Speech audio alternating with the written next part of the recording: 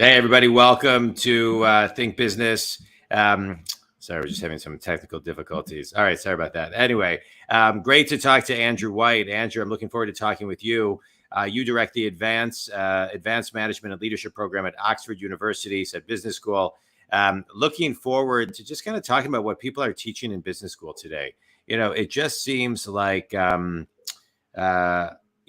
business today, is much different than it was 20 years ago. There was a recent article that said in the year 2030, this was before COVID, 85% of the jobs that exist didn't exist in 2020. And so, there's so much change in the world. What do you teach in business today to get people ready for the change and their ability to just adapt to that change? It's a great question, John, and thank you for having me here today. I mean, the first thing I would say has changed over the last 20 years is I started researching business 20 years ago. So that time frame is a great one for me. When I started teaching and doing research, disruption, you had to be unlucky, frankly, Yeah. be caught up in a disruption. Now, today, I don't think there's a business, I don't think there's an industry that is not in disruption, facing disruption, or has had disruption.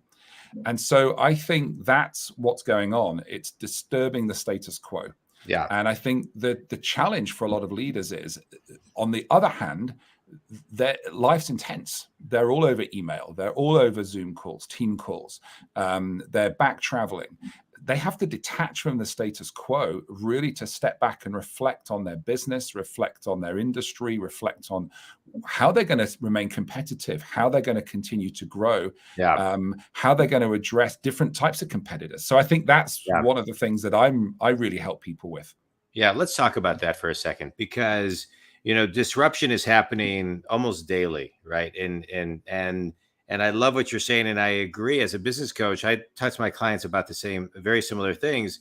It's about reflecting and forecasting, right? Yep. It's reflecting and forecasting and paying attention. There's a great TED talk by Jeff, I think his name, Jeff Hoffman, the CEO of Priceline. I don't know if you ever saw it, but it's called The Power of Wonder. And one of the things he talks about is that he does info sponging. So every day he spends 15 minutes doing research on things that are completely outside of his industry, so he can use those indicators to forecast where he's going, right? So to maybe get ahead of real time when it comes to disruption. And so what should people be doing from your perspective to really do just that, right? Not only reflect and forecast, but really dive into execution of change? I think what you've just said is a brilliant idea, by the way. I thought it was a brilliant idea. I'll send you, when we're done here, I'll put it in the chat, because the TED Talk is incredible. Yeah. So, I mean, for me, I want to build on it, not contradict it. So I'll build on it by saying, detach from the status quo, as I've already said. I said, the other thing I would put in there is, hold a sense that you don't know, that you don't have the answers. No matter how successful that you've been, that you don't know. And how do you hold that sense with a team where people can bring in different ideas, where nothing is sacred? That's one thing. The second thing is, ask yourself the question, why do we exist, and who do we exist for, independent of how we operate today? What's the fundamental need that we're serving? And almost get as high up as you can around that. That then detaches you from the technology of today, the means of today. And then when you go into doing what you spoke about, you in a sense, you can bring those different ideas in, and you can start to think about the different scenarios that might emerge for the future of your business. But that higher purpose really guides you. Yeah. Let's talk about purpose for a moment, because right now, as we're recording this live on May 23rd, I think, for a while I could say post-COVID, but I feel like we're post-dramatic of the COVID and the pandemic, into kind of, living with everything. But I think more people are more in alignment with what their purpose is, their personal values. And I think a lot of people are still trying to figure out what is my purpose. There was a great thing I actually saw. I took a picture of it because I love the way they articulated it. It was something on social, and it said it was I can't even pronounce this company's name, Erudit, but it's their thing was the great resignation or reassessment. I thought this morning, and I thought, that's so interesting because it's kind of like a reassessment of the purpose that I have, the purpose that people see their companies having, their personal values. Are they in alignment with the company's values?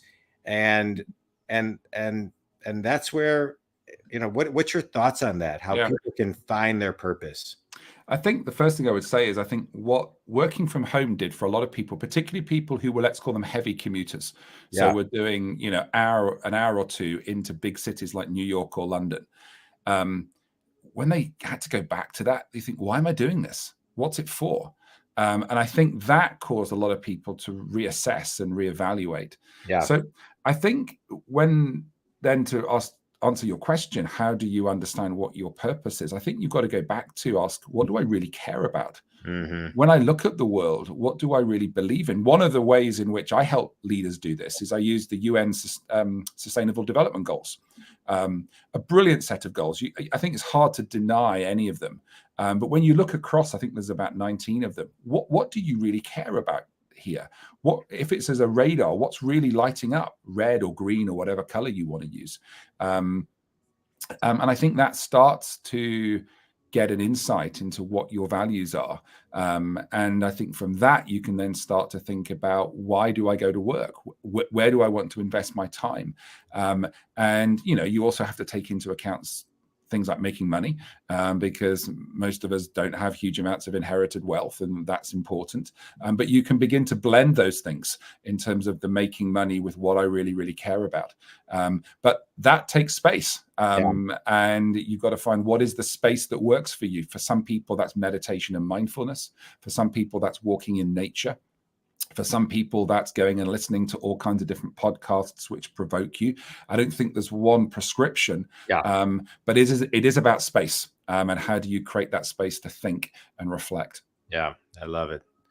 Yeah, meditation for me, meditation has been huge. So it's the first thing I do every day, and I get some of my best ideas from meditation. I love it. I love it. No, I'm the same. One of the things I did in lockdown was to train as a meditation teacher, because I have a real sense that there's a real need for that amongst leaders.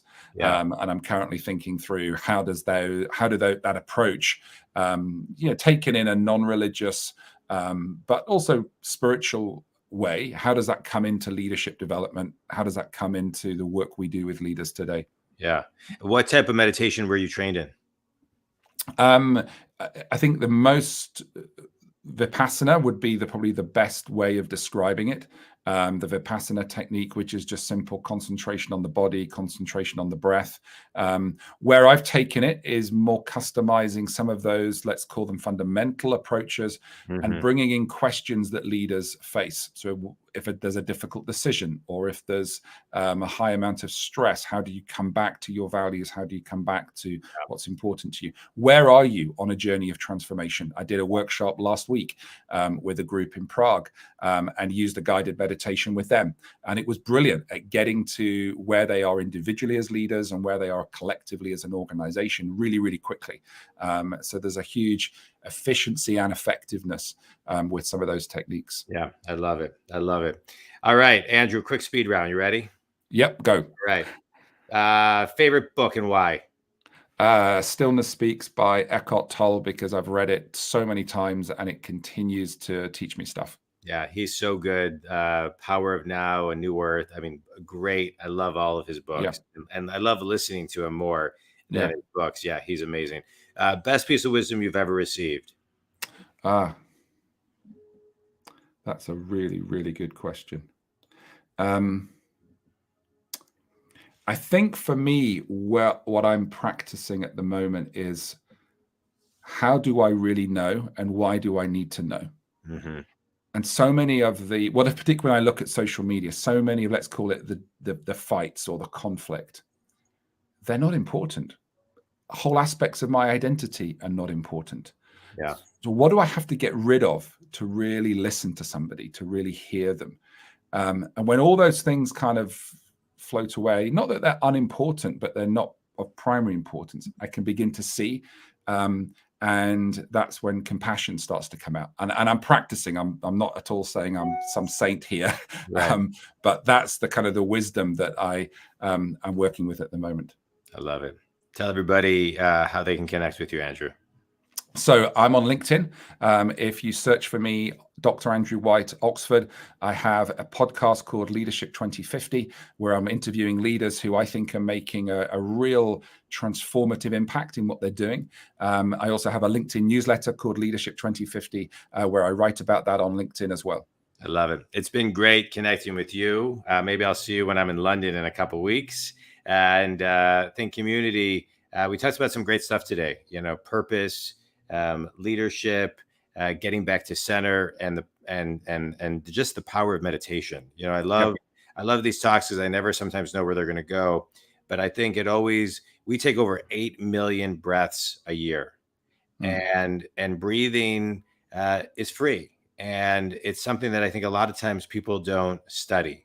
I have a new private coaching group that I'm launching, and part of it is going to include a little bit of meditation, because I find that people are really in a need to slow down and they don't know how. And if we just take time to breathe, whether it's what you shared, Andrew, or transcendental meditation, or maybe the Silva Mind method, or just the 5-5-5 method, there's so many different things where we can, we all get out of alignment sometimes, but it's how quickly we can get back to center.